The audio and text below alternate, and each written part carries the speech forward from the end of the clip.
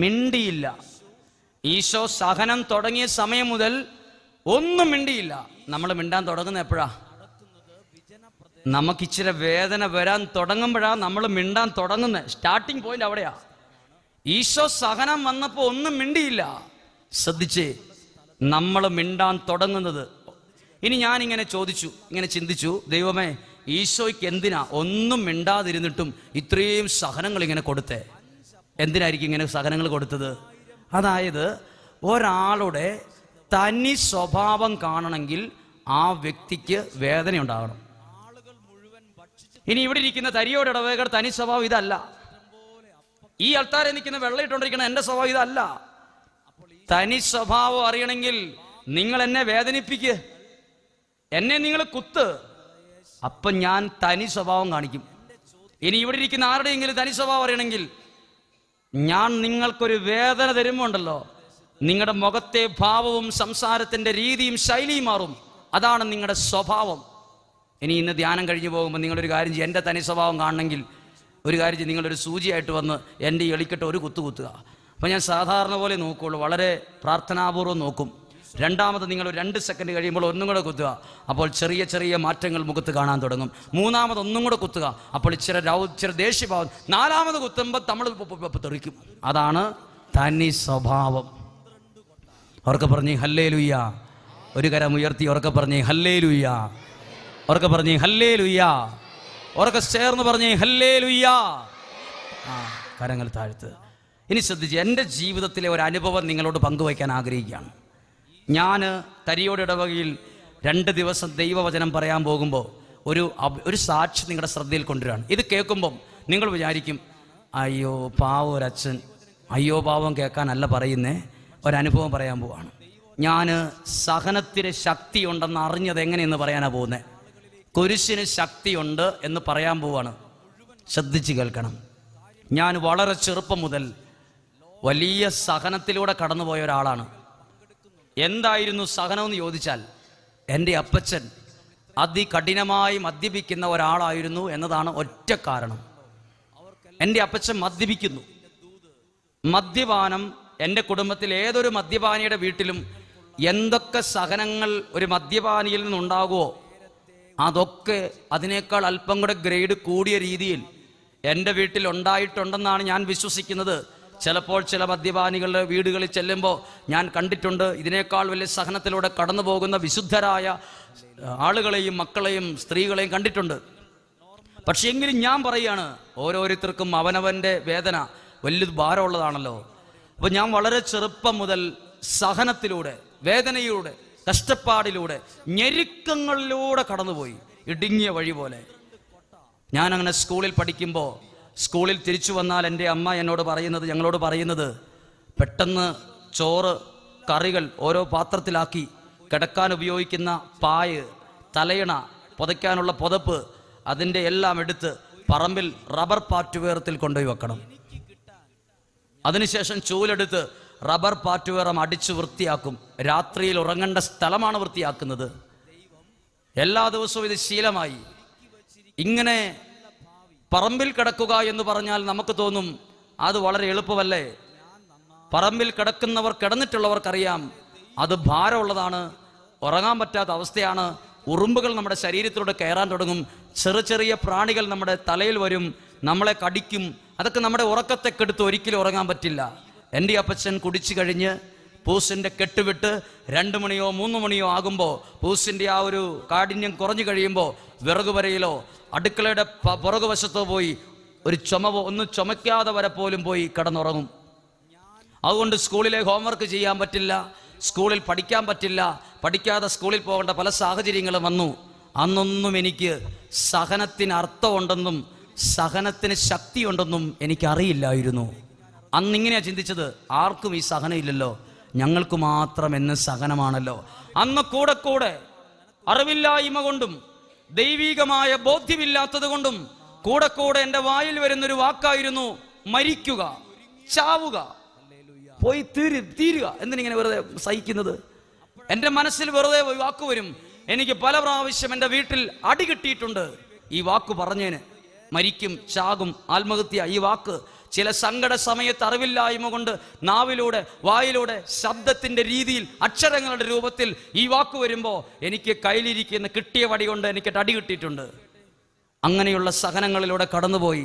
എനിക്ക് സ്കൂളിൽ പോകുമ്പോൾ എന്നെപ്പോലെ തന്നെ വിഷമിക്കുന്ന മറ്റൊരു കൂട്ടുകാരൻ, അവൻ്റെ അപ്പച്ചനും ഇതുപോലെ മദ്യപാനി ആയതുകൊണ്ടുള്ള സങ്കടം കൊണ്ട് അവനും ഈ വിഷമം അറിയാവുന്നത് കൊണ്ട് ഞങ്ങൾ തമ്മിൽ സുഹൃത്തുക്കളായിരുന്നു. സ്കൂളിൽ പോകുന്നതും വരുന്നതെല്ലാം ഒരുമിച്ചാണ്. 10ാം ക്ലാസ് കഴിഞ്ഞ് ഞാൻ സെമിനാരിയിൽ ചേരാൻ ആഗ്രഹിച്ച് ആ വ്യക്തി സെമിനാരിയിൽ ചേരാൻ ആഗ്രഹിച്ചില്ല. ഞാൻ സെമിനാരിയിൽ ചേരാൻ ആഗ്രഹിച്ചു. ഉടുപ്പും പാൻസും എല്ലാം പോകാനുള്ള എല്ലാ ഡ്രസ്സും ബാഗുകളെല്ലാം ശരിയാക്കി. അന്ന് വയനാട്ടിലേക്ക് ഒരേ ഒരു ബസ് മാത്രമേ ഉള്ളൂ ഞങ്ങളുടെ നാട്ടിൽ നിന്ന്, കണ്ണൂർ ജില്ലയിൽ നിന്ന്. ആ ബസ്സിൻ്റെ പേര് ഏഞ്ചൽ എന്ന് പറയുന്ന പ്രൈവറ്റ് ബസ്സാണ്. ഈ ബസ്സിൽ കയറി ഞാൻ എൻ്റെ ബന്ധുക്കളോടൊപ്പം സെമിനാരിയിലേക്ക് വരുമ്പോൾ എൻ്റെ മനസ്സിൽ പ്രാർത്ഥന പോലും അറിയാത്തൊരു കാലഘട്ടത്തിൽ ഞാൻ പ്രാർത്ഥിച്ചു, ദൈവമേ, എൻ്റെ അപ്പച്ചനെ പോലെ മദ്യപിക്കുന്ന ഒരാളുടെ മകൻ കൂടി ഞാൻ ചേരുന്ന സെമിനാരിയിൽ ചേരാനിടയാവുകയും ഞാനും അവനും തമ്മിൽ സുഹൃത്താകാൻ ഇടവരുത്തുകയും ചെയ്യണമേ. ആമേൻ. നിങ്ങളാരും ഈ പ്രാർത്ഥന പ്രാർത്ഥിച്ചേക്കരുത്. ഇത് പ്രാർത്ഥനയല്ല, എന്തോ ഒരു പ്രാർത്ഥനയാണ്. ദൈവമേ, എൻ്റെ അപ്പച്ചനെ പോലെ മദ്യപിക്കുന്ന ഒരാളുടെ മകൻ കൂടി എനിക്കൊരു സുഹൃത്തിനെ അന്വേഷിച്ചാൽ ചെല്ലുന്നത്. ഞാൻ സെമിനാരി ചേരുമ്പോൾ 19 പേര്. ഞാൻ എല്ലാവരുടെയും മുഖത്തേക്ക് നോക്കി, 19 പേരുടെയും. എല്ലാവരും സാമാന്യം നല്ല ഡീസൻ്റ് കുടുംബത്തിൽ നിന്ന് വന്നിരിക്കുക. എനിക്ക് മാത്രമേ ഈ വേദനയുള്ളൂ എന്ന് എനിക്കങ്ങ് തോന്നി. അതുകൊണ്ട് സെമിനാരിയുടെ 8 മണി 7 മണി കഴിഞ്ഞാൽ പിന്നെ എൻ്റെ താമസ സ്ഥലം, ഞാൻ നിൽക്കുന്ന സ്ഥലം ഇരുട്ടുള്ളിടത്താണ്. 18 പേരും ലൈറ്റിൻ്റെ താഴെ വന്ന് നിൽക്കുമ്പോൾ എന്നെ ഇരുട്ടത്ത് അച്ഛന്മാർ പലപ്പോഴും അന്വേഷിച്ചു, ഒരാളെ കാണുന്നില്ലല്ലോ. എന്നെ അന്വേഷിച്ച് ആരെങ്കിലുമൊക്കെ വരുമ്പോൾ ഞാൻ ഇരുട്ടത്ത് നിൽക്കും. എന്നെ ബലമായി പിടിച്ച് വെളിച്ചത്ത് കൊണ്ട് നിർത്തും. എനിക്കൊരു കൂട്ടുകാരില്ല, എനിക്കൊരു സങ്കടം പറയാൻ ആളില്ല, എന്നെ മനസ്സിലാക്കാൻ ആളില്ല. അന്നൊന്നും പ്രാർത്ഥിക്കാനോ ദേവാലയത്തിൽ കയറി ദൈവത്തോട് ഈ കുരിശിനോട് ചേർത്ത് വയ്ക്കാനോ ഒന്നും അറിയത്തില്ല. അങ്ങനെ ഇരിക്കുന്ന ഒരു കാലഘട്ടം എന്നോട് രക്തച്ചൻ പറഞ്ഞു, നീ എന്ന മനുഷ്യനെ കണ്ടിട്ടില്ലേ, നീ എന്താ ഇരുട്ടത്ത് പോയി നിൽക്കുന്നത്, വെളിച്ചത്ത് വന്ന് നിന്നോണമെന്ന് പറഞ്ഞ് വഴക്ക് പറഞ്ഞു. 1 വർഷം കഴിഞ്ഞ് 2ാമത്തെ വർഷം സെമിനാരിയിലേക്ക് ഡിഗ്രി പഠനത്തിനായിട്ട് 2ാമത്തെ വർഷത്തേക്ക് പോകുമ്പം അവിടെ 2 വർഷക്കാർ ഒരുമിച്ചാണ്. ഞങ്ങൾ സെമിനാരിയിൽ പഠിക്കുമ്പോൾ അവരവരുടെ വസ്ത്രങ്ങളൊക്കെ അവരവർ തന്നെ അലക്കി തേച്ച് ഉണക്കി തേക്കണം. ഇപ്പം ഞാൻ എൻ്റെ വസ്ത്രങ്ങളൊക്കെ അലക്കി സെമിനാരിയുടെ ടെറസിൻ്റെ മുകളിൽ വിരിച്ചിട്ട് ഞാനിങ്ങനെ അയലിങ്ങനെ തുണി വിരിച്ചിടുമ്പം ഞാൻ പെട്ടെന്നൊരു കാഴ്ച കണ്ടു. സെമിനാരിയുടെ ടോയ്ലറ്റിൻ്റെ പുറകിൽ ഒരുത്തൻ ഭയങ്കര കരച്ചിലാണ്. എന്നെ അവൻ കണ്ടിട്ടില്ല, ഞാൻ അവനെ കണ്ടു. ഞാൻ പെട്ടെന്ന് ബാക്കി തുണി അവിടെ വച്ചേച്ച് ഇവൻ അറിയാതെ ഞാൻ അവിടെ നിന്ന് ഇറങ്ങി, സ്റ്റെപ്പിറങ്ങി. അന്ന് ഞങ്ങൾ പഠിച്ചുകൊണ്ടിരുന്ന സെമിനാരിയുടെ കോമൺ ടോയ്ലറ്റാണ്, ഒരു 10 ടോയ്ലറ്റ് ഒരുമിച്ചാണ്. അതിൻ്റെ ഏറ്റവും അറ്റത്ത് തീരുന്ന സ്ഥലത്തുള്ള ആ ഒരു ഇടസ്ഥലത്താണ് ഇവൻ കരയുന്നത്. അവൻ ആരും കണ്ടില്ല എന്ന് വിചാരിച്ചാണ് കരയുന്നത്. ഞാൻ ഈ ടെറസിൽ നിന്ന് കണ്ട് ഞാനിതിൽ ഇറങ്ങി വന്ന് വളരെ ഒച്ച പോലും കേൾപ്പിക്കാതെ ഞാൻ ചേർന്ന് വന്ന് അവൻ്റെ ചാടി കയ്യെ പിടിച്ച് ഡമ്മോനെ എന്ന് പിടിച്ചു. കയ്യെ കയറി പിടിച്ച് അവൻ പെട്ടെന്ന് അവൻ്റെ കയ്യിലിരിക്കുന്ന കടലാസ് ചുരുട്ടിക്കൂട്ടി കീശ താഴ്ത്തി. ഞാൻ അവനോട് കയ്യെ കാലെ പിടിച്ച് പറഞ്ഞിടാ, എന്താ പ്രശ്നം? എല്ലാ അച്ഛൻ വഴക്ക് പറഞ്ഞോ, എന്താ വിഷമം? അവസാനം അവനോട് ചോദിച്ച് അവൻ എന്നെ കൂട്ടിക്കൊണ്ട് റബ്ബർ തോട്ടത്തിലേക്ക് കയറി കീശയിൽ നിന്ന് ആ ഇല്ലൻ്റെ ഒരെഴുത്ത് എന്നെ എഴുത്തായിരുന്നോ? എഴുത്ത് എൻ്റെ തന്നു, വായിക്കാൻ പറഞ്ഞു. ഞാനത് ഒച്ചത്തിലല്ല മനസ്സിൽ വായിച്ചു. മുഴുവൻ വായിച്ചു കഴിഞ്ഞപ്പം എനിക്ക് സന്തോഷം കൊണ്ട് നിൽക്കാനും പറ്റുന്നില്ല, ഇരിക്കാനും പറ്റുന്നില്ല, തുള്ളാനും പറ്റുന്നില്ല. എനിക്ക് എന്നാ ചെയ്യേണ്ടതെന്ന് അറിയത്തില്ല. അവനിങ്ങനെ അത്ഭുതത്തോടെ നോക്കി. എൻ്റെ വിഷമം കേട്ടിട്ട് ഇവനെന്താ തുള്ളിച്ചാടുന്നത്? അപ്പം ഞാൻ നോക്കിയപ്പോൾ അവൻ്റെ അമ്മ അവൻ എഴുതിയിരിക്കുന്ന ഒരു കത്താണ്. എൻ്റെ അമ്മ എഴുതുന്നേ കൂട്ട് തന്നെ ഒരു കത്ത്. കൈയക്ഷരത്തിന് മാത്രമേ വ്യത്യാസമുള്ളൂ, കണ്ടന്റ് വളരെ സെയിമാണ്. മഷിക്ക് വ്യത്യാസമുണ്ട്, ഒന്ന് കറുപ്പാണെങ്കിൽ ഒന്ന് നീല. അവൻ്റെ അപ്പനും പോരാതി കുടി. അപ്പം ഞാൻ അവന് കൈ കൊടുത്തിട്ട് പറഞ്ഞു, കൺഗ്രാജുലേഷൻസ്. ഞാൻ കുറേ നാളായി മാനെ ഇങ്ങനെ ഒരാളെ അന്വേഷിച്ച് പ്രാർത്ഥിക്കുന്നത്, നീ എന്താ ഈ പറയുന്നത്? അങ്ങനെ ഞാനും അവനും തമ്മിൽ അടയും ചക്കരയും പോലെയായി. എന്താണ് അടയും ചക്കരയും തമ്മിലുള്ള വ്യത്യാസം? അടയുടെ അകത്താണ് എന്തിരിക്കുന്നത്? ചക്കര ഇരിക്കും. വലിയ സുഹൃത്താ. എൻ്റെ വീട്ടിൽ നിന്ന് ഒരു കത്ത് തന്നാൽ അത് അവന് വായിക്കാൻ കൊടുത്താൽ മതി, കണ്ടന്റ് സെയിം ആയിരിക്കും. നീ അവിടെയുള്ള അച്ഛന്മാരോട് പറയണം, ചാച്ചൻ്റെ കുടി കുറവില്ല, പ്രാർത്ഥിക്കുമ്പോൾ മാറും, വിഷമിക്കുമെന്ന്. ഇതാണ് കത്ത്. അങ്ങനെ ഞങ്ങൾ തമ്മിൽ നല്ല സുഹൃത്തുക്കളായി മുന്നോട്ട് പോകുന്നു. സെമിനാരി 3 വർഷം കഴിഞ്ഞ് നാലാമത്തെ വർഷം സെമിനാരിയിൽ പഠിക്കുമ്പം സെമിനാരിയുടെ സ്ഥലത്തിൻ്റെ അതിരെ കൂടെ ഒരു വലിയ പുഴയാണ് ഒഴുകുന്നത്. ചാലിയാർ പുഴ ഒഴുകുന്നു. ചാലിയാർ പുഴയുടെ 2 അറ്റത്തും 2 സൈഡിലും മുള്ളുള്ള ഇല്ലി മരമാണ്. ഇന്നും അന്നും ഒക്കെ. അപ്പോൾ ഈ സെമിനാരിയിൽ ഞങ്ങൾക്കൊരു പെർമിഷൻ തന്നിരിക്കുകയാണ്. ഓടി വന്ന് പുഴയിൽ പോയി കുളിച്ചോളുക, ചാടാനൊക്കെ പറ്റും. ഓടി വന്ന് പുഴയിൽ ചാടാൻ പറ്റും. നീന്തൽ അറിയാവുന്നവരും ഇച്ചിരി അറിയാവുന്നവരൊക്കെ ഈ പുഴയെ വന്ന് ചാടും. ഞാനും ഈ പുഴയെ ഓടി വന്ന് ചാടുന്ന കൂട്ടത്തിൽപ്പെട്ട ആളാണ്. അങ്ങനെ സെമിനാരിയിൽ ഒരു ധ്യാനം, ഒരു കപ്പൂച്ചിൻ അച്ഛൻ ധ്യാനിപ്പിക്കാൻ വന്നപ്പം ആ അച്ഛൻ ധ്യാന ചിന്തകൾ ഇങ്ങനെ പറഞ്ഞു: നിങ്ങളുടെ സഹനങ്ങളെ നിങ്ങൾ കളയരുത്. അത് ഈശോയുടെ കുരിശിന്റെ ഈ ഭാഗത്തോട് ചേർത്ത് വയ്ക്കണം. അച്ഛൻ പറഞ്ഞു, കുരിശിന്റെ ഒരു സൈഡിലെ ഈശോയുള്ളൂ, ഈ ഭാഗം ഇത് വെറുതെ കിടക്കുക. ഇതാർക്കുള്ളതാ? ഇത് നിങ്ങൾക്കുള്ളതാ. ഇത് ഈ നിൽക്കുന്ന എനിക്കുള്ളതാ. ഇത് ഞാൻ നിൽക്കേണ്ട സ്ഥലമാണ്. ഇത് നിങ്ങളൊരു കാര്യം ശ്രദ്ധിക്കണം കേട്ടോ. ഇന്ന് തൊട്ട് നിങ്ങൾക്കോ എനിക്കോ ഒരു സങ്കടം വന്നാൽ നിങ്ങൾ ഫോൺ എടുത്ത് ഏറ്റവും അടുത്ത സുഹൃത്തിനോട് ഹലോ എടാ ഒരു പ്രശ്നമുണ്ടെന്ന് പറഞ്ഞാൽ അവനൊരാശ്വാസ വാക്ക് പറയും. നിങ്ങളുടെ ഏറ്റവും അടുത്ത ഒരാളോട് പറഞ്ഞാൽ പോലും കിട്ടാത്തൊരു അനുഭവം പറയട്ടെ. ഇതേപോലൊരു കുരിശ് നിങ്ങൾക്ക് സ്വന്തമായിട്ടുണ്ടെങ്കിൽ കണ്ണുകളടച്ച് ആരും ശ്രദ്ധിക്കാത്തൊരു സ്ഥലത്ത് പോയി എൻ്റെ ഈ സഹനത്തെ ഈ കുരിശിന്റെ ഈ ഭാഗത്തോട് ചേർത്ത് വെച്ചാൽ കുറച്ച് വെള്ളം വീണ് കിടക്കുന്ന വെള്ളം, ഒരു സ്പോഞ്ച്, ഒരു വെള്ളം വലിച്ചെടുക്കാൻ കഴിവുള്ള സ്പോഞ്ച് വെച്ചാൽ പെട്ടെന്ന് ആ വെള്ളം ഈ സ്പോഞ്ച് വലിച്ചെടുക്കുന്ന പോലെ എനിക്ക് പലവട്ടം അനുഭവപ്പെട്ടിട്ടുണ്ട്. ചില സങ്കട സമയത്ത് കുരിശെടുത്ത് ഹൃദയത്തിന്റെ ഈ ഭാഗത്തോട് ചേർത്ത് വെച്ചപ്പോ ഈ സങ്കട വെള്ളം, സങ്കടത്തിന്റെ കണ്ണുനീര് ഈ കുരിശ് അങ്ങ് വലിച്ചെടുത്ത പോലെ. പറഞ്ഞേ ഹല്ലേലൂയ. ലോകത്തിൽ ഒരു വ്യക്തിയോട് ഞാൻ പറഞ്ഞിട്ടും ഇതുപോലത്തെ ഒരു അനുഭവം എനിക്കുണ്ടായിട്ടില്ല. ഇതുപോലൊരു കുരിശുണ്ട് എൻ്റെ കയ്യിൽ. അത് ചില സമയത്ത് ഭയങ്കര വിഷമങ്ങൾ വരുമ്പോൾ എടുത്ത് ഈ ഭാഗത്തോട് ചേർത്ത് വെച്ച് ഒരു 5 മിനിറ്റ് പിടിക്കുമ്പോൾ ഈ കുരിശ് അതങ്ങ് ആഗീരണം ചെയ്യും, അതങ്ങ് വലിച്ചെടുക്കും. നമ്മുടെ സഹനം അങ്ങ് പോകുന്ന അനുഭവം എനിക്കുണ്ടായിട്ടുണ്ട്. ഈ അച്ഛൻ പറഞ്ഞു, നിങ്ങളുടെ എല്ലാ സഹനങ്ങളും കുരിശിൻ്റെ ഈ ഭാഗത്തോട് ചേർത്ത് വെച്ച് സഹിച്ചാൽ ഒരു വലിയ അത്ഭുതമൊക്കെ കാണാൻ പറ്റുമെന്ന് പറഞ്ഞേ ഹല്ലേലൂയ. അവർക്ക് പറഞ്ഞേ ഹല്ലേലൂയ. ഉറക്കം വരുന്നവർ പറഞ്ഞേ ഹല്ലേലൂയ. 48 പേരുണ്ട്, 52 പേരുണ്ട്, 48 പേരെ പറഞ്ഞുള്ളൂ. 50, 51, 53 പേര് പറഞ്ഞില്ല. പറഞ്ഞേ ഹല്ലേലൂയ. ഉറക്കെ പറഞ്ഞേ ഹല്ലേലൂയ.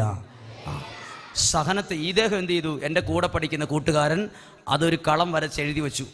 ഒരാഴ്ച ധ്യാനത്തിൻ്റെ സമയത്ത് ബഹുമാനപ്പെട്ട റെക്ടർസ് പറഞ്ഞു, ധ്യാനമായതുകൊണ്ട് ആരും പുഴയിൽ പോയി ചാടി കുളിക്കണ്ട, ഇവിടെയുള്ള കോമൺ ടോയ്ലറ്റിൽ കുളിച്ചാൽ മതി എന്ന് പറഞ്ഞു.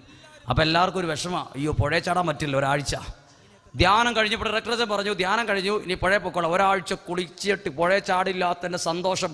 പിള്ളേരാണല്ലോ, എല്ലാവരും കൂടെ ഓടുകയാണ്, പുഴയിലേക്ക് ഓടുകയാണ്. ഞാനും എൻ്റെ കൂട്ടുകാരൻ്റെ ഒരത്തെ പിടിച്ചുകൊണ്ട് ഓടുകയാണ്. ഞാനും പുഴയിൽ ചാടാനാണ്. ഇവ മുന്നിൽ ചാടും, ഞാൻ പുറകിൽ ചാടും. അതാണ് ഒരു എഗ്രിമെൻറ്റ്. ഞങ്ങൾ ആ പുഴയുടെ സൈഡിൽ ഇതിനും ഇഷ്ടം പോലെ ചാടിയിട്ടുള്ള സ്ഥലമാണ്. ഇവനിങ്ങനെ ഉന്നം വെച്ചോണ്ടിരിക്കുക, റെഡി 1 2 3 എന്ന് പറയണം. നീ റെഡി 1 2 3 പറയണ്ട, വേം പോയി ചാടാന്ന് പറഞ്ഞ് ഞാൻ ഇവനെ തള്ളി ഒരൊറ്റ വിടലം കൂട്ടും. ഇവൻ ഒരൊറ്റ പോക്ക് പോകുന്നുണ്ട് ഈ വെള്ളത്തിലേക്ക് ചാടാൻ വേണ്ടി. ഞാനും ഇവൻ ചാടിയ സ്ഥലം നോക്കിയിട്ട് ഇപ്പുറത്ത് ചാടണം എന്നാണ് എൻ്റെ ഒരു പ്ലാൻ. അല്ലെങ്കിൽ ഇതിൻ്റെ തലമേത്തോട്ട് ചാടില്ലേ, അപകടം പറ്റില്ലേ. അതുകൊണ്ട് ഞാൻ അവൻ ചാടിയിട്ട് പുറകെ വിടും, അത്രയും റെഡിയായിട്ട് ഞാൻ നിൽക്കുകയാണ്. ഇവൻ പുഴയിലേക്ക് ഇതാ ചാടുന്ന കണ്ടു, അയ്യോ എന്നൊരു കാർച്ചം കേട്ടു.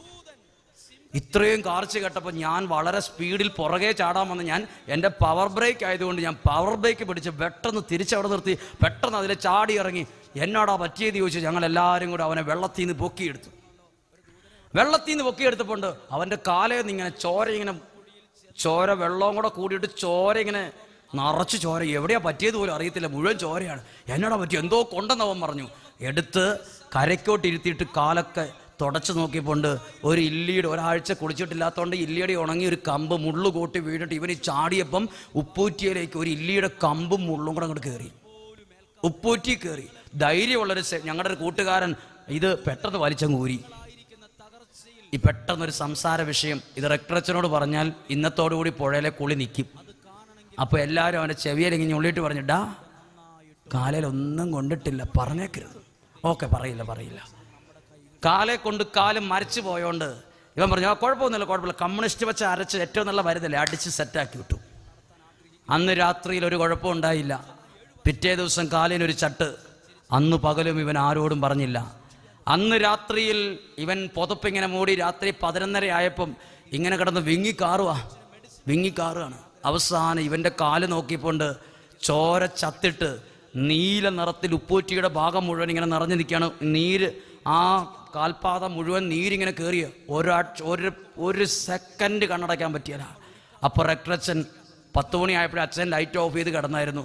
11:30 ആയപ്പോൾ ലീഡർ ചെന്ന് വാതിൽ മുട്ടി, അച്ചോ ഒരാളുടെ കാലയിൽ മുള്ളു കൊണ്ടുവന്നു. രാത്രി മുള്ളോ? അച്ഛനൊരു ചൂരലുമെടുത്ത് പാകിസ്ഥാൻകാർ യുദ്ധത്തിന് വന്നാന്നാണ് കേട്ടത്. ഒരു വടി എടുത്തോണ്ട് ഇങ്ങോട്ട് പോകുന്നു. ലൈറ്റ് അങ്ങോട്ട് ഇട്ട്, രാത്രി 11:30 ലൈറ്റ് ഇട്ടിട്ട്, ആരുടെ കാലയിൽ മുള്ളു കൊണ്ടെന്ന് ചോദിച്ചു. എൻ്റെ അച്ചോ കാലയിൽ മുള്ളു കൊണ്ട്. കുറേ വഴക്ക്. എത്ര നാളാണ് കൊണ്ടിട്ട്?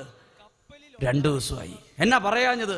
ഒന്നും മിണ്ടിയില്ല. നേരെ ആശുപത്രി കൊണ്ടുപോയി. കാല് കീറി. രാത്രി 12:30 ആയപ്പോൾ ഡോക്ടറെ വിളിച്ചെഴുന്നേപ്പിച്ചുകൊണ്ട് ഡോക്ടറുടെ ഉറക്കം പോയോണ്ട് ഡോക്ടർക്ക് ഒരു വിഷമം. ഡോക്ടർ ആ ദേഷ്യം മുഴുവൻ ഇവനോട് പറഞ്ഞു തീർത്തു. 2 കവിൾ സംസാരിച്ചു ഡോക്ടർ ഇവനോടും. ഡോക്ടറുടെ ആ ഉറക്കം പോയതിന് ദേഷ്യമല്ല ഇവനോട് തീർത്തു. ഇവനൊന്നും മിണ്ടിയില്ല. കാല് കീറിയപ്പോണ്ട് ഇല്ലിയുടെ ഒരു കുഞ്ഞൊരു കമ്പ്, മുള്ളു പോലെ ഒരു കമ്പ് അകത്തിരുന്നത് ഡോക്ടർ എടുത്ത് കൊടുത്തു. ഡാ ഇതാണ് നിന്റെ കാലെ കൊണ്ട മുള്ളത്, നീ സൂക്ഷിച്ച് വെച്ചോളാൻ പറഞ്ഞു രാത്രിക്ക്. ഇവനത് സൂക്ഷിച്ച് എടുത്തോണ്ട് വന്ന് ഇവനത് പെട്ടിക്കകത്ത് കൊണ്ട് വെച്ചു.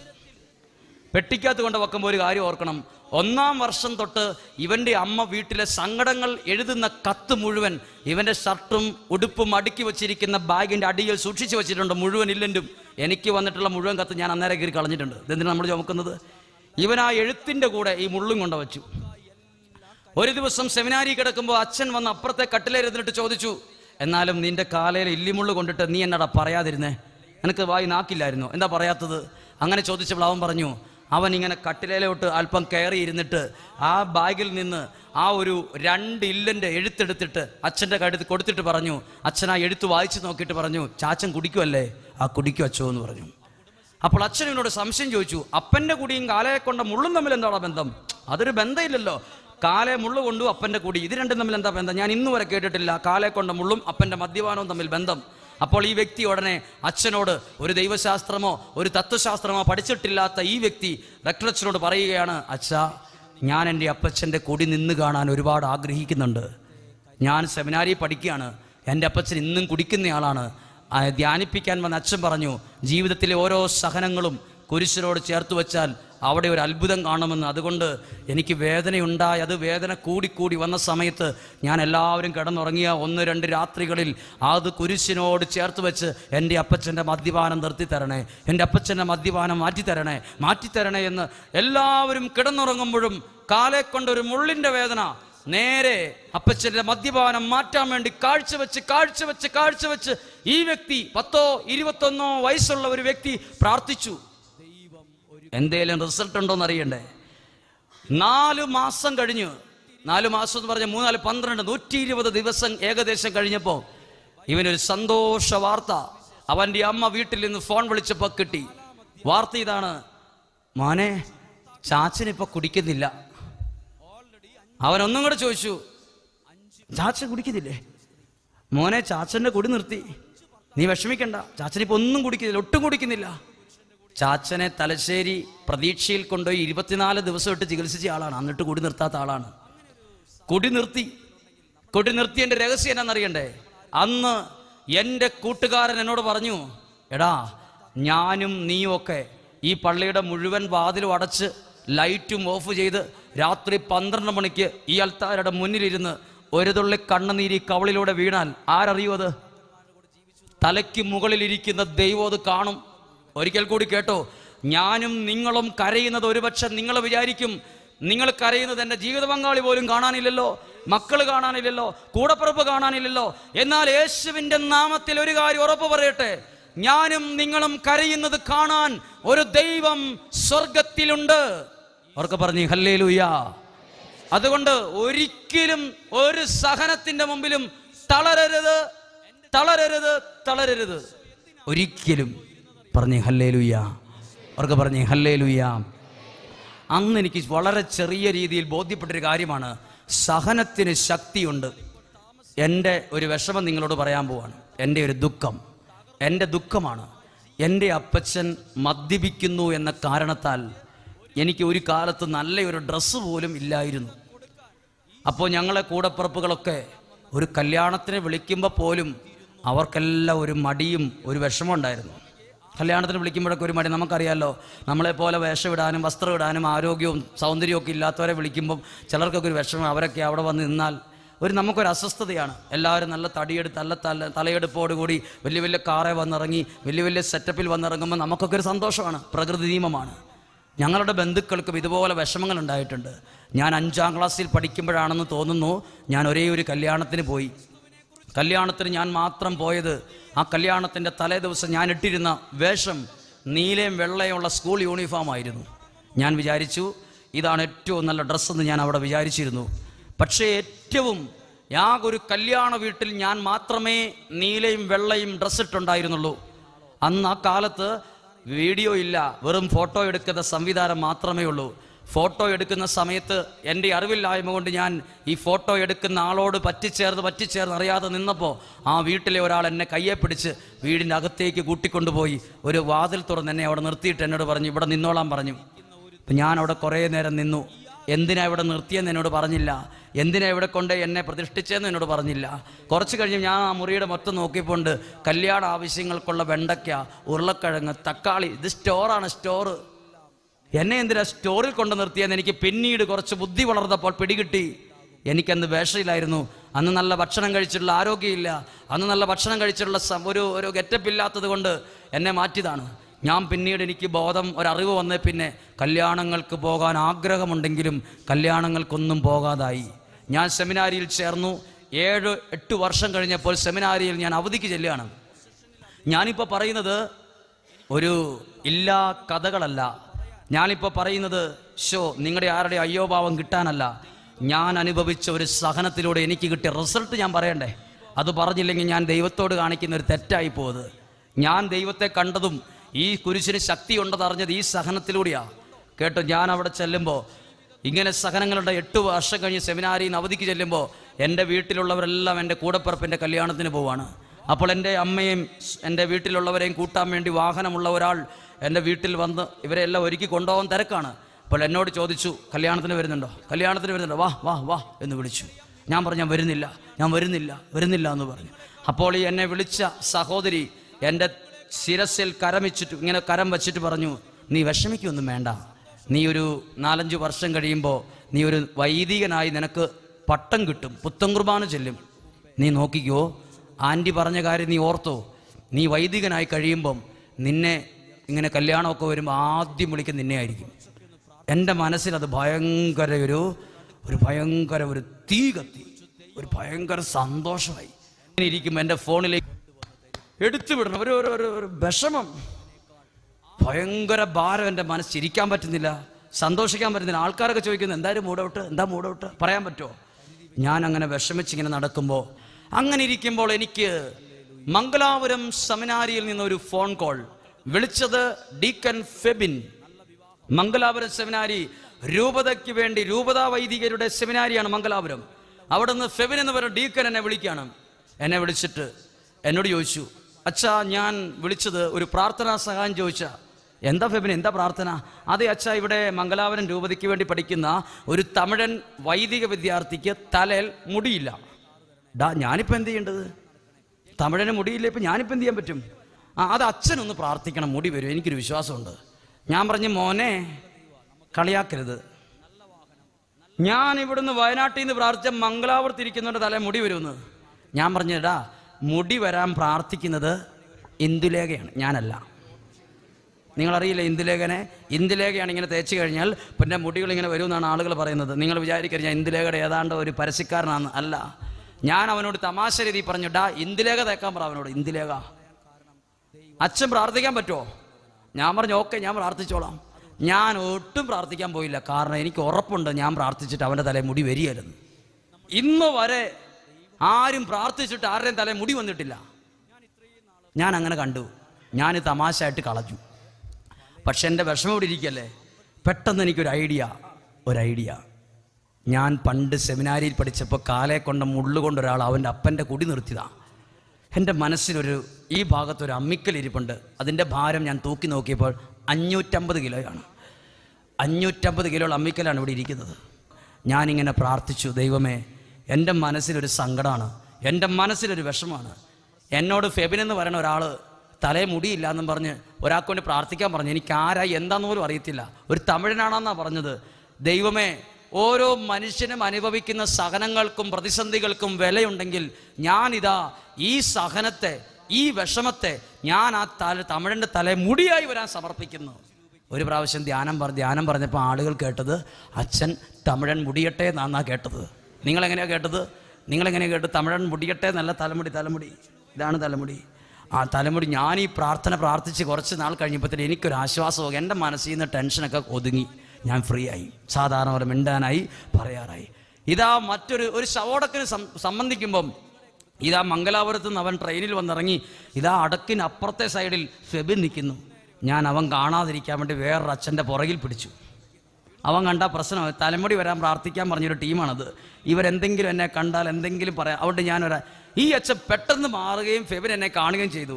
ഫെബിൻ കണ്ടപ്പോൾ ഞാൻ ഒന്നും അറിയാത്ത പോലെ, കണ്ടിട്ടില്ലാത്ത പോലെ എന്നപ്പം അവരവിടുന്ന് ആക്ഷേപം കാണിക്കുകയാണ്, കണ്ടിട്ടേ പോകാവൂന്ന്. ഞാൻ അന്നേരം മനസ്സിൽ കുറിച്ചിട്ടു ഇതെന്തോ പരിപാടിയാണ്.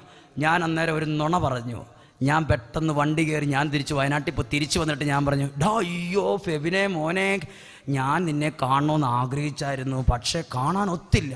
ഞാൻ പെട്ടെന്ന് വണ്ടി കിട്ടിയപ്പോൾ ഇങ്ങനെ പോകുന്നു. എന്തുവാടാ കാര്യം? ഒന്നും അറിയാത്ത പോലെ ഞാൻ ചോദിച്ചു. അപ്പോൾ അവൻ പറയാണ്, അച്ഛാ, ആ തമിഴൻ ഈ അണ്ണൻ എന്നും തലമുടി ചെയ്യാൻ വേണ്ടി കണ്ണാടിയുടെ അടുത്ത് വരും. എല്ലാവരും രാവിലെ എഴുന്നേറ്റ് എന്താ പരിപാടി? തലമുടി ചെയ്യൂലേ? തമിഴിന് തലമുടി ഇല്ലാത്തതുകൊണ്ട് ചീപ്പില്ല കയ്യിൽ, വെറുതെ കൈ ഇങ്ങനെ വെച്ചിട്ട്, ദൈവമേ, ചീകാം ഭാഗത്തിന് മുടിയുണ്ടായിരുന്നെങ്കിൽ എന്ന് പറഞ്ഞുകൊണ്ടിരിക്കുകയാണ്. അങ്ങനെ ഈ ഞാൻ ഈ സഹനം വെച്ച് പ്രാർത്ഥിച്ചു. എൻ്റെ വിഷമം പോയി. കുറച്ചു നാൾ കഴിഞ്ഞ് ഫെബിൻ എന്ന് പറയുന്ന ആളെന്നോട് പറയാണ്, ആ തമിഴൻ്റെ ആഗ്രഹം പോലെ അച്ഛാ ഷേവൊക്കെ ചെയ്യില്ല നമ്മൾ, അതുപോലെ മുടി വരുന്നത് ഞാൻ കണ്ടു. ഞാൻ ഈ ശവസംസ്കാരത്തിന് വന്നത് തന്നെ അച്ഛനോട് ഈ വിവരം ഒന്ന് നേരിട്ട് പറയാമല്ലോ എന്ന് പറഞ്ഞാണോ. എൻ്റെ കയ്യിൽ തമിഴൻ നേരിട്ട് എഴുതി തന്ന ഇംഗ്ലീഷും തമിഴും കൂട്ടി എഴുതി ഒരു കത്തുണ്ടായിരുന്നു, അതുകൊണ്ട് തരാൻ വേണ്ടിയാണ് വന്നത്. ഞാൻ അവനോട് ചോദിച്ചു, നീ കളിയാക്കുന്നതാണോ അതോ സത്യമായിട്ട് പറയുന്നതാണോ? അവൻ പറഞ്ഞു, സത്യമായിട്ട്. അച്ഛൻ വിശ്വസിച്ചോ? എനിക്കത് വലിയ ആശ്വാസമായി. അപ്പോൾ ഒരു ധ്യാനം കൂടി ഒരാൾ പറഞ്ഞു, അച്ഛോ, ഈ തലമുടി തരാൻ അമ്മിക്കല് തേച്ചാൽ മതിയല്ലേ എന്ന്. ദയവ് ചെയ്ത് അമ്മിക്കല്ല് പോയി തേച്ചേക്കരുത്. അമ്മിക്കല്ല് തേച്ചാൽ ഉള്ള തലയും കൂടെ പോകാൻ സാധ്യതയുണ്ട്. മിക്സി മേടിച്ചപ്പോൾ അമ്മിക്കല്ല് എവിടെ ഇട്ടിരിക്കുന്നത്? മിക്കവാറും അടുക്കള വശത്തേക്ക് തള്ളിയിട്ടുണ്ട്. അത് ദയവ് ചെയ്ത് എടുത്ത് പൊടി തൊട്ട് സൈഡ് പൊട്ടിച്ച് അരച്ച് തേച്ചേക്കരുത്. തലമുടി വരികയല്ല, തല പോകാൻ സാധ്യതയുള്ളൂ. ഞാനൊരു കാര്യം പഠിച്ചു, സഹനത്തിന് വിലയുണ്ടെന്ന് ഞാൻ പഠിച്ചു. അവർക്ക് പറഞ്ഞു ഹല്ലേലൂയ. ഇനി ശ്രദ്ധിക്കുക, ഞാൻ ഈ സഹനം ആദ്യം കുറേ നാളുകൾ ഒരു സാമ്പാറിനകത്ത് വേകാത്ത കഷ്ണം പോലെ ഈ സഹനം എൻ്റെ മനസ്സിനകത്ത് എത്ര ചിന്തിച്ചിട്ടും പ്രാർത്ഥിച്ചിട്ടും മാറാത്തൊരു കല്ല് പോലെ കിടന്ന സഹനം ഒരാൾക്ക് വേണ്ടി കാഴ്ചവെച്ച് പ്രാർത്ഥിച്ച പിന്നെ എൻ്റെ സഹനം പോയി. ആ സഹനം ഏറ്റെടുത്ത് കുറച്ച് നാൾ കഴിഞ്ഞപ്പോൾ ഞങ്ങളുടെ ധ്യാന കേന്ദ്രത്തിൻ്റെ ഓഫീസിലേക്ക് ശാലോം ടിവിയുടെ ഓഫീസിൽ നിന്ന് ഒരു ഫോൺ കോൾ എടുത്തത്. ഓഫീസിൽ ഉത്തരവാദിത്തമുള്ള ഒരു സ്ത്രീ, ഓഫീസിന്റെ ചാർജുള്ള സഹോദരി എടുത്തിട്ട് പറഞ്ഞു, സഹോദരിയോട് ശാലോം ടി വി എന്ന് പറയാണ്, മാത്യു അച്ഛനെ ഒന്ന് കിട്ടണം. ചേച്ചി ചോദിച്ചു, എന്തിനാണ്? അത് അച്ഛൻ്റെ 2 പ്രസംഗം ശാലോമിന് ചെയ്തു തരാവോ എന്നാണ്. ഈ സഹോദരി എന്നെ വിളിച്ചു ചോദിച്ചു, അച്ഛാ ശാലോമിന്ന് വിളിച്ചിട്ടുണ്ടായിരുന്നു. ജീവിതത്തിൽ ആദ്യമായിട്ടാണ് ശാലോമിന്നൊരു കോൾ വരുന്നത്. അപ്പോൾ ഞാൻ ചേച്ചിയോട് പറഞ്ഞു, ചേച്ചി ആ നമ്പറിൽ തിരിച്ചു വിളിച്ചിട്ട് അവരോട് ചോദിക്കുക, എന്നെയാണോ അതോ വയനാട്ടിൽ, കോഴിക്കോട്, മലപ്പുറം ഈ ജില്ലകളിലൊക്കെ ഇഷ്ടം പോലെ മിടുമിടുക്കരായ ഗംഭീര പ്രസംഗം നടത്തുന്ന മിടുമിടുക്കരായ ഇഷ്ടം പോലെ അച്ഛന്മാരുണ്ട്, ഞാനായിരിക്കത്തില്ല, ഞാനാണെങ്കിൽ ആരും അറിയാത്ത ഒരാളാണ്. അപ്പോൾ ഈ ചേച്ചി ഉടനെ വിളിച്ചു ചോദിച്ചു, നിങ്ങൾ ഇന്ന അച്ഛനെയാണോ ഉദ്ദേശിച്ചത്? ഇന്ന സ്ഥലമാണിത്. അവരുറപ്പിച്ച് പറഞ്ഞു. ഞാൻ തിരിച്ചു വിളിച്ചു.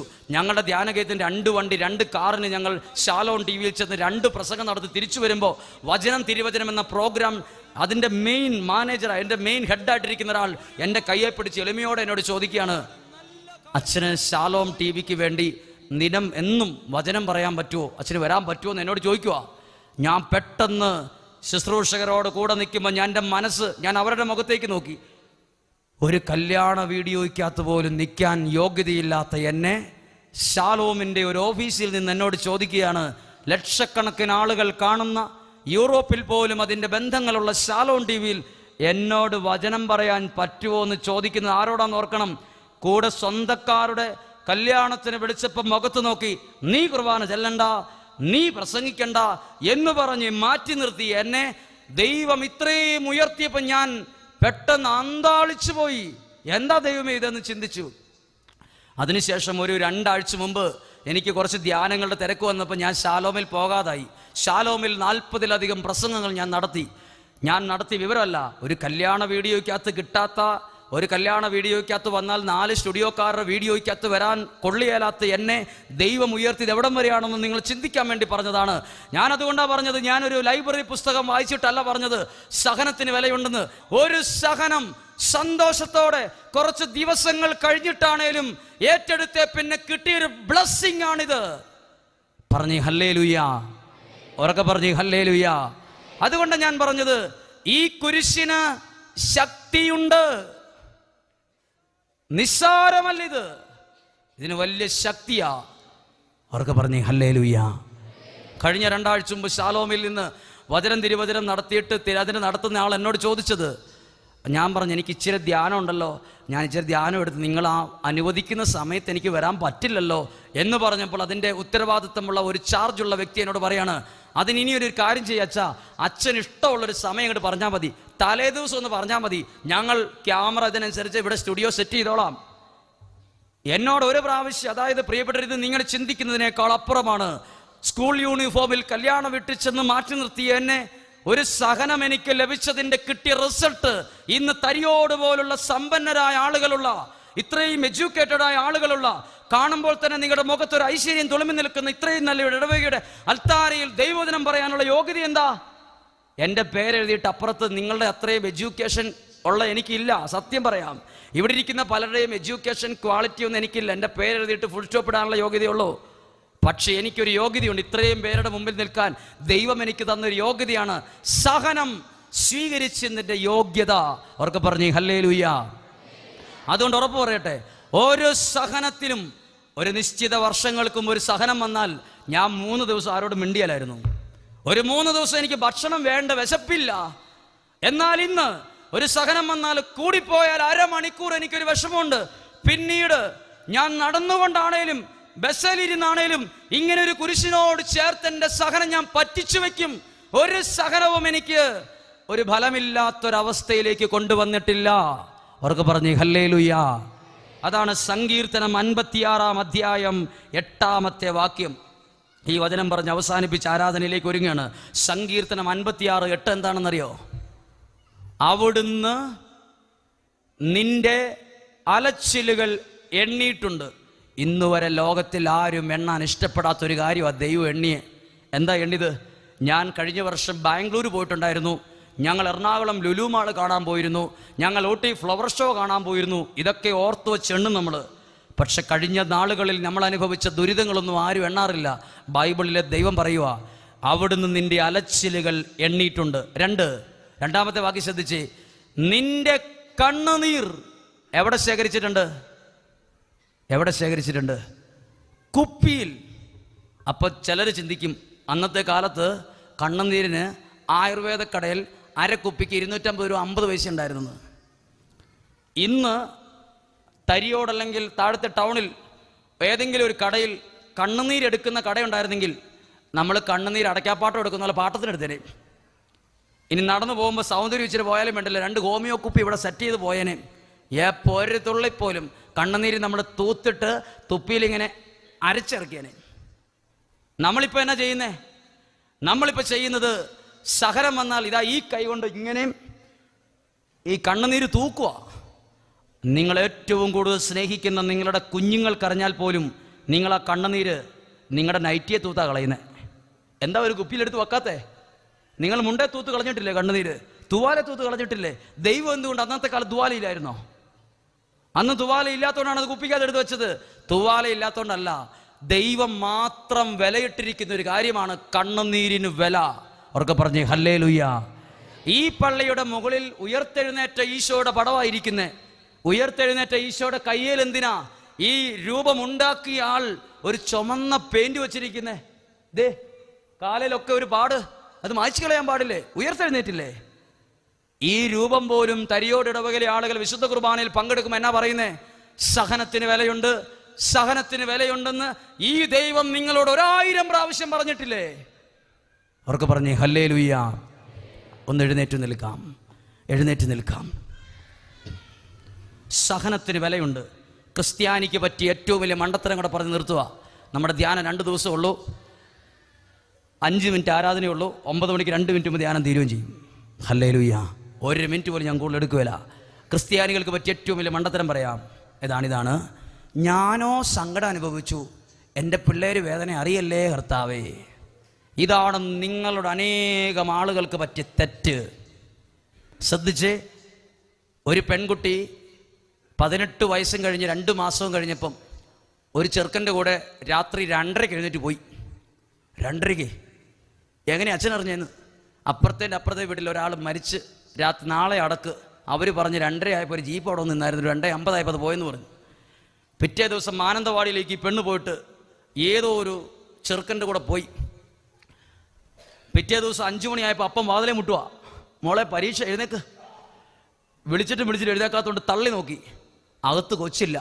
എല്ലാവരെയും വിളിച്ചു, ലൈറ്റ് ഇട്ടു, ഭയങ്കര ടെൻഷൻ. കൊച്ചയിലേ പോയി, തിണ്ണയുടെ വാല് തുറന്നിട്ടില്ല, അടുക്കളയൊക്കെ പോയിരിക്കുക.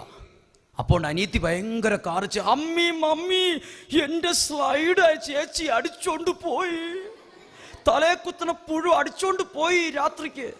2:30 മണിക്ക് ചേച്ചി പോയത് അനിയത്തിയുടെ പുഴുവും സ്ലൈഡും നേരിടുന്ന ചെരുപ്പ് വരെ അടിച്ചോണ്ടാണ് പോയത്. പിറ്റേ ദിവസം മാനന്തവാടി സ്റ്റേഷനിൽ ഒരു പോലീസ് കേസ്. ഞാൻ വീട്ടു തടങ്കിലായിരുന്നു, നീ പെണ്ണ് കൊടുത്തിരിക്കുക. അങ്ങനെ ഈ പെണ്ണിനെ അന്വേഷിച്ച് ഇടവകല വികാരിയച്ഛൻ ഒരു വക്കീലിനെയും കൂട്ടി ഒരു വാഗനർ കാറിന് ഈ ചെറുക്കൻ്റെ വീട്ടിലേക്ക് പോകുമ്പം കാണാൻ കൊള്ളാത്ത ലുക്കുള്ള കുറേ ചെറുക്കന്മാർ പെരക്കിട്ട് നിൽക്കുക. ഈ പക്ഷിക്കൂട് പോലെ തലയിരിക്കണ കുറേ പേര്. അങ്ങനെ കുറേ ആളുകളുണ്ടല്ലോ. ചില ആളുകൾ ന്യൂജൻ എന്ന് പറയുന്ന പക്ഷിക്കൂട് പോലത്തെ മനുഷ്യരൂപമല്ല, പണ്ടുകാലത്തെ ആളുകൾ മരത്തിൽ കാട്ടിൽ ജീവിച്ചിരുന്ന പോലത്തെ രൂപഭാവങ്ങളുള്ള തലമുടി നീണ്ടതും ഇങ്ങനെ ഏതാണ്ടൊക്കെ രൂപഭാവമുള്ള പെരക്കി കുറച്ച് പേര് പറയാൻ കൊള്ളാത്ത കുറേ അണ്ണന്മാർ പെരക്കി വിട്ടിരിക്കുക കാവൽ. അങ്ങനെ 6 പേര് ആ വീട്ടിലേക്ക് കയറി ചെല്ലുമ്പം ഈ പെങ്കൊച്ച് കയ്യും കെട്ടി ആ തിണ്ണപ്പടിയെ നിപ്പുണ്ട്. അപ്പോൾ ഈ അപ്പൻ ചെന്നിട്ട് ഈ മകളോട് കൈ കൂപ്പി പറയാണ്, മോള് വീട്ടിലേക്ക് വാ, പള്ളി വെച്ച് പപ്പ മോളുടെ കല്യാണം നടത്തി തരും. അവളൊരു കുലുക്കവും ഇല്ലാതെ നിൽക്കുവാണ്, അരകല്ലും പിള്ളയ്ക്ക് കാറ്റ് പിടിച്ച പോലെ ഇരിക്കുകയാണ്.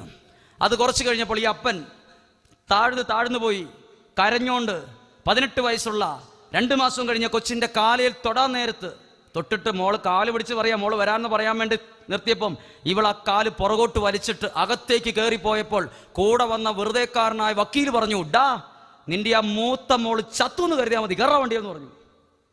ഇത്രയും സ്നേഹമില്ലാത്ത നീ ഇതിങ്ങളെ പോലുള്ള മക്കൾക്കാണോടാ തിന്നാൻ കൊടുത്തേ, കയറാൻ വണ്ടിയെന്ന് പറഞ്ഞു. അത് മരിച്ചു എന്ന് കൂട്ടറാന്ന് പറഞ്ഞു. തിരിച്ച് സങ്കടത്തോടെ വീട്ടിൽ വന്ന് ഇന്ന് ആ വ്യക്തി എന്നോട് പറയുക, ഈ ഒളിച്ചുപോയ പെൺകുട്ടിയുടെ അപ്പൻ എന്നോട് പറയുകയാണ്, അവര് വിവാഹമോചനത്തിന്റെ വക്കിലെത്തി, അവൻ കട്ടിലേലും അവൾ നിലത്തുവാ കിടക്കുന്നതെന്ന്. കുടുംബജീവിതം തകർന്നു, കയ്യിലെണ്ണാവുന്ന ദിവസമേ കുറച്ച് നാളെ കഴിഞ്ഞിട്ടുള്ളൂ. അപ്പോൾ ചില ആളുകൾ പറഞ്ഞു ഇദ്ദേഹത്തോട്, ഡാ നിനക്കൊരു തെറ്റു പറ്റിയിട്ടുണ്ട്, നീ ഇനിയും മനസ്സിലാക്ക്, നിന്റെ മക്കളെ നീ വളർത്തിയത് സഹനം അറിയിക്കാതെയാണ്. ഈ തരിയോടിടവകയിൽ ആരെങ്കിലും സുഖസമൃദ്ധിയിലാണ് മക്കളെ വളർത്തിയെങ്കിൽ നിങ്ങൾക്കത് വേദന തിരിച്ചു തരാൻ സാധ്യതയുണ്ട്. അവരെ വേദന അറിയിക്കണം, കഷ്ടപ്പാട് അറിയിക്കണം, പട്ടിണി അറിയിക്കണം, ഇല്ലായ്മ അറിയിച്ചേ വളർത്താവൂ. മറ്റ് ധ്യാനത്തിന്റെ ഒരു പോയിന്റ് നിങ്ങൾ കേട്ടില്ലേലും ഞാൻ ഈ അവസാനം പറഞ്ഞത് മറക്കരുത്. അല്ലെങ്കിൽ ഈശോ പണ്ടേ പറഞ്ഞു, നിങ്ങൾ ആരും എന്നെ ഓർത്ത് കരയണ്ട, നിങ്ങളുടെ മക്കളെ ഓർത്ത് കരഞ്ഞാൽ മതിയെന്ന് അന്നേ പറഞ്ഞു വച്ചിരിക്കുക. ഒരു നിമിഷം കണ്ണുകൾ അടയ്ക്കാം. ഒന്ന് കരങ്ങൾ സ്വർഗത്തിലേക്ക് ഉയർത്തി, ദേവാലയത്തിന്റെ പുറത്ത് നിൽക്കുന്ന ആരെങ്കിലും ഉണ്ടെങ്കിൽ എല്ലാവർക്കും അകത്തേക്ക് കയറി ഒരു നിമിഷം കരങ്ങൾ ഉയർത്തിപ്പിടിച്ച് എല്ലാവരും സ്വരമുയർത്തി ഒരു 2-3 മിനിറ്റ് സ്തുതിച്ച് പ്രാർത്ഥിക്കുന്നു. ഹല്ലേലൂയ, ഹല്ലേലൂയ, ഹല്ലേലൂയ, ഹല്ലേലൂയ, ഹല്ലേലൂയ, ഹല്ലേലൂയ, യേശുവേ ആരാധന.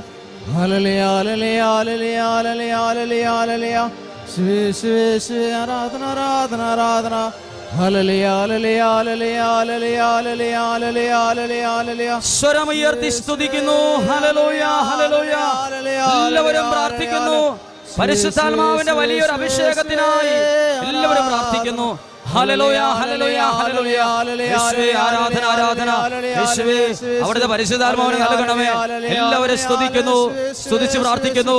പരിശുദ്ധാത്മാവേ നിറയണമേ, ദൈവശക്തി വ്യാപരിക്കണമേ. ഒരു നല്ല ആഴ്ച ഞങ്ങൾക്ക് നൽകണമേ.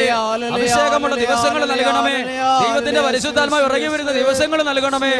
ഈ ദേശത്തെ മുഴുവൻ അഭിഷേകം നിറയ്ക്കണമേ. പരിശുദ്ധാത്മാവേ നിറയണമേ. ഹല്ലേലൂയ, ഹല്ലേലൂയ, ഹല്ലേലൂയ.